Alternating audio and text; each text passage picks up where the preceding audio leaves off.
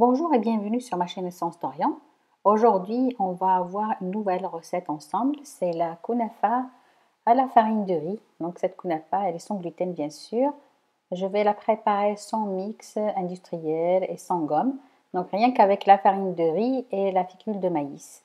Une recette vraiment économique et facile à réaliser. Pour le mois de Ramadan, ça sera l'idéal. Pour les ingrédients, je vous laisse la liste dans le descriptif. Tout d'abord, dans un bol, on va commencer par préparer la pâte. Donc, de préférence, c'est mieux de la faire à la main, comme ça vous allez pouvoir doser la quantité d'eau. Donc, je mets les 2 verres de farine de riz et un demi-verre de fécule de maïs, un peu de sel et je mélange. Je fais un petit creux, je mets un œuf et une cuillère à soupe d'huile. Donc c'est ça les ingrédients, il n'y a rien de compliqué. Et je rajoute de l'eau. L'eau elle est tiède, donc je vais la rajouter progressivement et je mélange. Donc je mélange doucement pour ne pas former de grumeaux. Je mets un petit peu d'eau et je mélange en prenant un tout petit peu de farine sur les côtés pour avoir un mélange homogène. Donc la quantité d'eau dépendra de la qualité de la farine que vous avez bien sûr, mais il faut obtenir une pâte un petit peu épaisse que la pâte à crêpes pour pouvoir façonner les kunafas facilement. Donc la quantité d'eau, c'est l'étape la plus difficile pour réaliser cette recette. Il n'y a rien de compliqué, mais c'est juste comment ajuster la consistance de la pâte. Donc là, par exemple, j'ai ma pâte qui est un peu liquide, je vais vous montrer. Par la suite dans la vidéo pour vous expliquer la différence dans les consistances. Donc là par exemple j'ai ma pâte qui est un tout petit peu liquide, donc normalement la pâte doit ressembler à ça, elle est un peu épaisse là ici. Mais si elle est liquide, qu'est-ce qu'il faut faire? Donc je vais vous donner une petite astuce. Donc la première fois que j'avais réalisé la pâte, elle était un tout petit peu liquide. Donc je vous montre d'abord le résultat que ça donne sur la poêle quand la pâte est un peu liquide. Je vous montre un tout petit peu. Donc j'ai préféré garder ce morceau, comme ça vous voyez la différence. Donc là, on obtient des kunafas, des fils de kunafa qui se cassent et les fils sont un peu épais. Donc vous verrez la différence par rapport à tout à l'heure quand la pâte sera parfaite.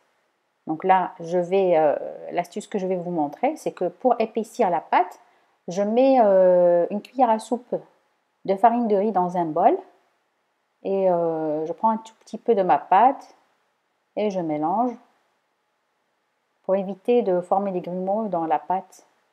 Donc je fais comme ça. J'essaie d'intégrer la farine de riz à la pâte doucement. Et avec cette méthode, je vais pouvoir l'épaissir. Donc comme vous voyez, moi aussi, j'essaie d'adapter la pâte selon le résultat que j'obtiens à la poêle. Donc voilà, ça c'est le résultat final. Voilà, la pâte elle est un peu épaisse. Donc pour façonner les kunafas, je vais utiliser une poche à douille. Vous pouvez utiliser un sac de congélation ou prendre une bouteille en plastique souple et réaliser un petit trou sur le couvercle pour façonner les kunafas.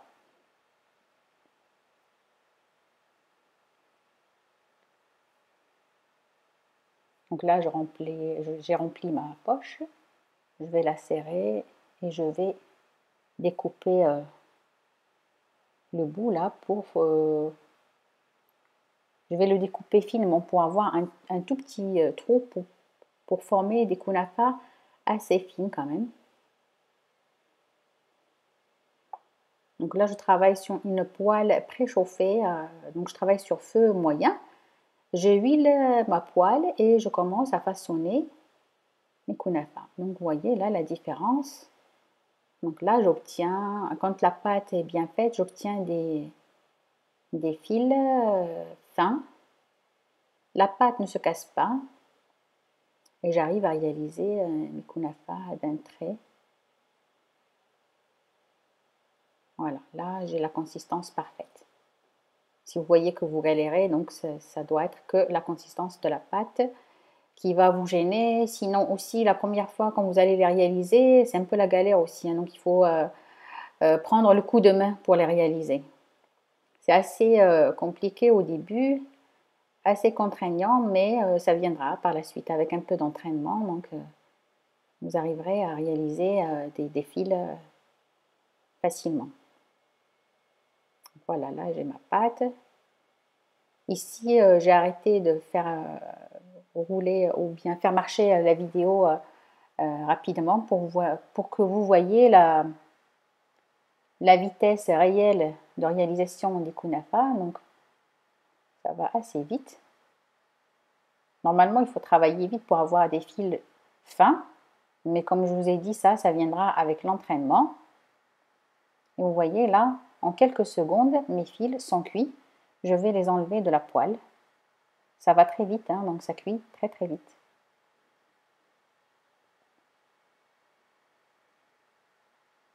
Il n'y a rien de compliqué vraiment. Le seul truc qui est compliqué dans cette recette, c'est la consistance. C'est d'obtenir la bonne consistance pour la pâte et la réalisation des fils, qui est un peu fastidieuse au début, mais après ça viendra. Au début, vous allez aussi obtenir des fils qui sont épais, pas parfaits, mais c'est pas grave.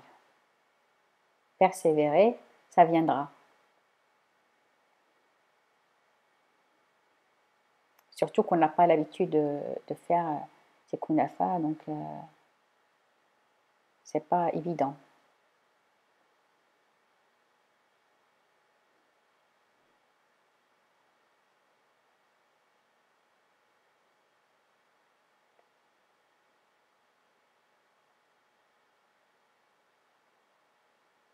J'ai préféré vous donner cette recette d'abord, donc avant de finir, parce que je vous avais promis de vous donner les recettes avec les feuilles de briques. Mais je préfère quand même, comme d'habitude dans ma chaîne, j'ai toujours préféré donner les recettes de base. Parce que c'est ça le plus important, je trouve, parce que faire des recettes, par exemple, je vous ai donné la recette des feuilles de briques, donc vous pouvez réaliser toutes les recettes qui sont faites à base de feuilles de briques. Donc, c'est pas ça le plus compliqué. Le plus compliqué, c'est de trouver la recette de base. Donc, c'est pour ça que j'ai préféré vous donner celle-ci. Et par la suite, si j'ai le temps, ben, je vous ferai les autres vidéos. Donc là, on obtient un résultat vraiment parfait. Les fils de kunafa sont vraiment tendres, ils sont moelleux, des fils qui sont très fins. Ça ressemble vraiment à un résultat, à une farine. C'est comme si on les a fait avec une farine normale. Vraiment super, super, super résultat. Donc, ces fils de kunafa, vous pouvez les mettre dans des sacs de congélation et soit les mettre, les garder au frigo ou les congeler et les sortir au moment d'utilisation. Avec cette kunafa, on peut réaliser des plats sucrés ou salés. Donc, elle peut parfaitement remplacer rziza. Dans la prochaine vidéo, on va voir ensemble la recette de rziza. Soyez au rendez-vous. J'espère que cette recette vous aura plu. N'oubliez pas de mettre un j'aime à la vidéo, de la partager et de vous abonner à ma chaîne pour de nouvelles recettes. Merci.